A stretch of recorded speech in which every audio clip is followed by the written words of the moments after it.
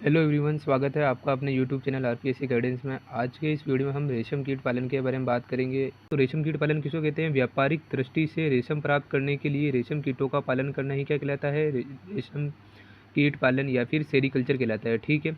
और कोई सा भी पालन आवे तो उसमें हमको क्या लिखना है, उसकी डेफिनेशन बनाने के लिए। तो व्यापारिक दृष्टि से अगर एपीकल्चर आए, ठीक है, तो एपीकल्चर आएगा तो हम क्या लिखेंगे? मधु और मोम प्राप्त करने के लिए, हनी और मोम जो होता है उसको प्राप्त करने के लिए हम क्या करेंगे? वैक्स प्राप्त करने के लिए मधुमक्खियों का पालन करना। ठीक है, तो उसे हम कहेंगे मधुमक्खी पालन। तो इस टाइप से हम जो है सबकी डेफिनेशन बना सकते हैं कि व्यापारिक दृष्टि से क्या प्राप्त करना है हमारे को, उससे क्या लाभ हो रहा है, इसके बाई प्रोडक्ट्स क्या है। फिर इसलिए उनका जो है उन कीट या फिर कोई जानवर हो उसका पालन करने क्या कहलाता है। ठीक है, तो उससे संबंधित जो होता है पालन कहलाता है। जैसे इसमें है व्यापारिक दृष्टि से रेशम प्राप्त करने के लिए रेशम कीटों का पालन करना क्या कहलाता है? रेशम कीट पालन यानी कि सेरीकल्चर कहलाता है। रेशम का कीड़ा जो होता है या जिसको हम क्या कहते हैं? रेशम मोथ भी कहते हैं। ठीक है, मोथ यानी कि कीड़ा होता है। ठीक है, से रेशम या सिल्क की प्राप्ति होती है, इसलिए यही कीड़ा जो है मनुष्य के लिए लाभदायक है। ठीक है, तो इस प्रकार के जो इंसेक्ट होते हैं वो जो होते हैं मनुष्य के लिए क्या होते हैं? लाभदायक होते हैं। ठीक है, आर्थिक दृष्टि से ये इंपॉर्टेंट होते हैं। ठीक है, रेशम जो होता है एक लेई जैसा स्राव होता है। ठीक है, रेशम को कीड़े के लार्वा में उपस्थित जो रेशम ग्रंथियाँ होती है, ठीक है, सिल्क ग्लैंड्स के द्वारा निकाला जाता है। रेशम की ग्रंथियाँ वास्तव में क्या होती है? लार ग्रंथियों का रूपांतरण होती है। ठीक है, तो जो रेशम की जो ग्रंथियाँ होती है, जो रेशम का स्त्राव करती है, ठीक है, लेई जैसा स्त्राव करती है, वो किसका रूपांतरण होती है? तो वो लार ग्रंथियों का रूपांतरण होती है, सेल्यूलरी ग्लैंड्स का रूपांतरण होती है। रेशम को बनाते समय पूर्ण विकसित लार्वा अशांत अथवा अत्यंत सक्रिय हो जाता है। ठीक है, और रेशम की ग्रंथियों से धागे उत्पन्न करने लगता है। ये धागे पूरे शरीर के चारों ओर बुन दिए जाते हैं। ये धागे जो होते हैं हवा लगने पर क्या होते हैं? सूख कर कड़े हो जाते हैं, यानी कि कठोर हो जाते हैं। और क्या बनाते हैं? कोकून बनाते हैं। मतलब ये कीड़ा क्या करता है? अपने चारों ओर रेशम के जो धागे होते हैं, ये जो रेशम होता है, ठीक है, लेई जैसा स्त्राव, ये अपने चारों ओर क्या करता है? बुनता जाता है, बुनता जाता है। इससे क्या हो जाता है कि वो पूरा जो होता है रेशम के धागों में पैक हो जाता है, जिसको हम जिस संरचना को हम क्या कहते हैं? कोकून कहते हैं। कोकून के शुरू के बने कोकून के शुरू के बने धागे जो होते हैं अनियमित होते हैं, लेकिन बाद में अंत में धागे एक लंबे समान निरंतरता बनाए धागे का रूप ले लेते हैं। ये लगभग जो होते हैं 300 मीटर तक लंबे होते हैं। रेशम का प्रयोग विश्व में जो होता है, विश्व में जो है 2697 ईसा पूर्व से किया जाता रहा है। सबसे पहले कहाँ पे था? तो जब चीन के म्यांग टी राज्य में रानी जो थी लोटजू ने रेशम के धागे की उपयोगिता की खोज की थी। और भारत में यह उद्योग जो है लगभग 85 लाख लोगों को क्या देता है? रोजगार देता है। और भारत में जो है ये इंपॉर्टेंट है, बोम्बिक्स मोरई जो है जाति लगभग सभी स्थानों पर पाई जाती है। और जो रेशम कीट जो पालन किया जाता है उसमें भी हम कौन से रेशम कीट को पालते हैं? तो बोम्बिक मोरई को पालते हैं।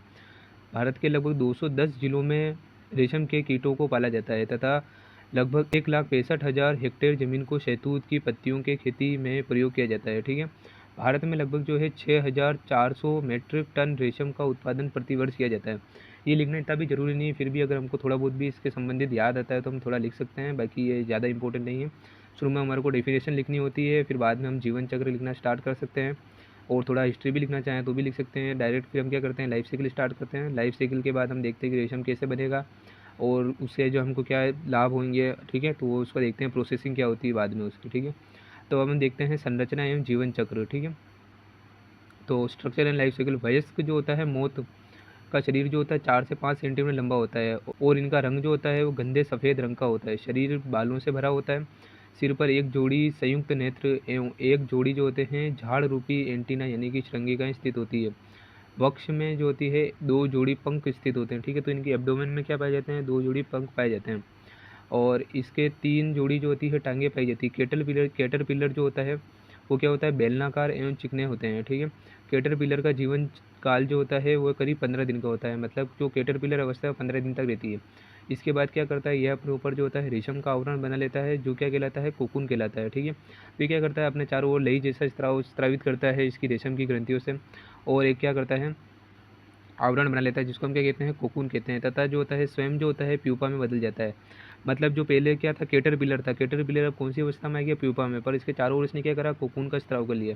अब कोकून जो होता है वो अंडाकार होता है और लगभग जो होता है 300 मीटर रेशम के धागे का बना होता है। कोकून से जो है 12 से 13 जो है दिन बाद प्रौढ़ अथवा इमिगो बाहर निकलता है। इमिगो क्या होता है? तो वो जो तितली जैसी संरचना होती है वो इमिगो होती है। ठीक है, तो जो इसकी लाइफ की जो है लास्ट स्टेज कौन सी होती है? प्रौढ़ अवस्था, इमिगो जो होता है बाहर निकलता है। अब रेशम कीट के हमको प्रकार देखने हैं कि टाइप्स ऑफ सिल्क वर्म कितने टाइप के जो होते हैं सिल्क वर्म होते हैं या फिर सिल्क कितने प्रकार का होता है। तो रेशम कीट जो है मुख्यतः 2 फैमिलीज, जैसे कि पहली जो है बोम्बीसिडी और दूसरी होती है सेटर्निडियम बाता जाता है। ठीक है, तो बोम्बीसिडी जो फैमिली है, इस जो है फैमिली में क्या आते हैं? शहतूत का रेशम कीट, बोम्बिक्स मोराई इन सब में आते हैं, ठीक है। इसमें प्राप्त रेशम जो होता है सफ़ेद रंग का होता है, ठीक है। जबकि जो सेटेनिडी फैमिली है, इस फैमिली के अंतर्गत जो होती हैं ये जो जातियाँ शामिल है, कौन कौन सी जातियाँ हैं, तो पहली है एंथेरिया आसामा, ठीक है। तो इससे कौन सा रेशम प्राप्त होता है, तो मूंगा रेशम जो होता है प्राप्त होता है, और इसको हम क्या कहते हैं, मूंगा रेशम कीट, ठीक है। और इसके कैटरपिलर जो है कौन से पादपों की पत्तियां खाते हैं, तो मेचिलस जो पादप होते हैं, मेचिलस पादप के पत्तियों को आहार के रूप में जो होते हैं ग्रहण करते हैं। इससे प्राप्त रेशम कौन से रंग का होता है, तो ये सुनहरा रंग का होता है, ठीक है। अब टसर रेशम कीट जो होता है, ठीक है, जिसको हम क्या कहते हैं, एंथेरिया पेफिया, ठीक है। इस रेशम कीट के कैटरपिलर जो होते हैं बेर हो गए, ओक हो गई, साल आदि वृक्षों के पर पलते हैं, ठीक है। तो इनकी पत्तियों का जो है पोषण प्राप्त करते हैं। इससे प्राप्त रेशम जो होता है भूरे रंग का होता है, ठीक है। इससे प्राप्त रेशम कौन सा किस रंग का होता है, तो इससे प्राप्त रेशम जो होता है भूरे रंग का होता है। अब तीसरा टाइप के जो हैं एरी रेशम कीट होते हैं, ठीक है, जिनको हम क्या कहते हैं, फ्लोसामिया रेसिनी, ठीक है। इसके कैटरपिलर जो होते हैं अरंड के पत्तों को भोजन के रूप में काम लेते हैं। इस रेशम का धागा जो होता है सफ़ेद परंतु क्या होता है, चमक रहित होता है, ठीक है। अब जो ये रेशम कीट है, इनकी लाइफ की जितनी भी लाइफ साइकिल है, जिसके जितनी भी जो स्टेजेस है, हमको एक डायग्राम में उनको बतानी होती है। तो ये पत्ती के ऊपर इसकी कौन सी कैटरपिलर अवस्था है, ठीक है। और ये इसकी कौन सी है, ई वाली स्टेज जो है इमीगो, ठीक है। तो ये पत्ती पे जो स्टेज दिख रही है हमारे को, कौन सी स्टेज है, ये कैटरपिलर स्टेज है, ठीक है। और सी स्टेज में हमको क्या दिख रहा है, कोकून जो है, इसकी कोकून फेज दिख रही है, ठीक है। और ई और डी जो स्टेज तो दिख रही है, उसमें कौन सी स्टेज है, ये इमिगो स्टेज है, ठीक है।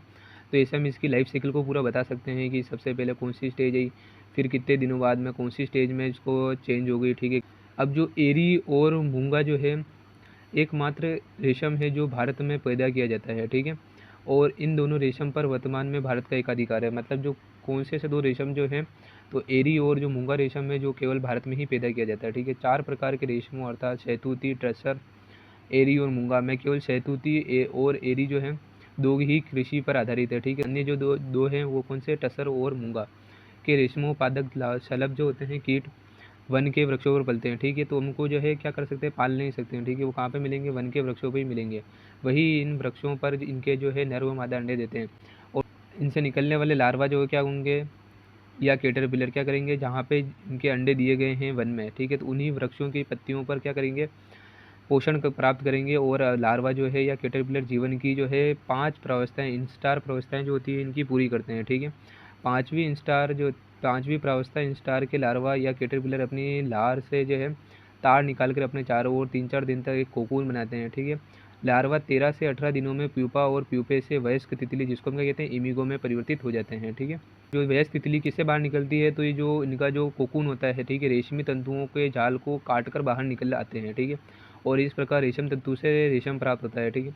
तो इसलिए हम क्या करते हैं, इनको पहले ही जो है उबाल के मार देते हैं, ताकि क्या हो कि ये क्या है, रेशम को जो है नष्ट नहीं करे। क्योंकि ये क्या करेंगे कि जो कोकून इन्होंने बनाए हैं उसको तोड़ के बाहर निकलते हैं, ठीक है। तो कुछ जो रेशम जो होता है वो क्या होता है, वेस्ट हो जाता है। इसलिए हम क्या करते हैं, इनको पहले ही उबाल के मार देते हैं, ठीक है। अब रेशम का उत्पादन कैसे किया जाता है, प्रोडक्शन और सिल्क कैसे होता है वो देखते हैं, ठीक है। तो व्यापारिक उद्देश्य के लिए रेशम प्राप्त करने के लिए कोकूनों को गर्म पानी में डालकर या एक गर्म चूल्हे में रखकर इनके अंदर के प्यूपों को मार दिया जाता है। क्योंकि यदि वह स्वयं बाहर निकलने दिया जाए तो क्या होगा, वे रेशम के धागों को काट कर बाहर आते हैं। इसके बाद इन धागों को एक बड़े चक्र के चारों ओर लपेट दिया जाता है, ठीक है, और फिर स्पूलों को में भेज दिया जाता है।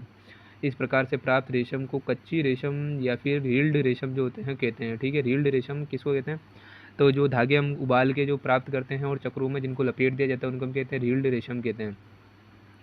और कच्चे रेशम को बाद में सावधानी से फिर धोया जाता है और अंत में कपड़ों में बुन लिया जाता है, ठीक। अब रेशम का जो है रासायनिक संगठन क्या होता है, केमिकल कंपोजिशन ऑफ सिल्क, तो ये भी इंपॉर्टेंट क्वेश्चन है। ये अलग से भी जो है 2 नंबर या 1 नंबर में पूछ लिया जाता है कि रेशम का रासायनिक संगठन क्या होता है, ठीक। तो रेशम धागों का अधिकांश भाग जो होता है 75% भाग बड़े अघुलनशील प्रोटीन का बना होता है, ठीक है। सिरोसिन नामक पदार्थ इन धागों को परस्पर जोड़े रहता है। शेष भाग 25% भाग जो होता है जिलेटिनी प्रोटीन का बना होता है। ये प्रोटीन जो होती है वो क्या होती है, गर्म जल में तो घुलनशील होती है, ठीक है। इसके अतिरिक्त रेशम में कुछ मात्रा में क्या पाया जाता है, केराटिनॉइड, वर्णक एवं मोम भी पाया जाता है, ठीक है। तो केराटिनॉइड वर्णक जो होता है वो क्या करता है, रेशम को जो धागा होता है उसको थोड़ा चमकीला रंग जो होता है प्रदान करता है, ठीक है।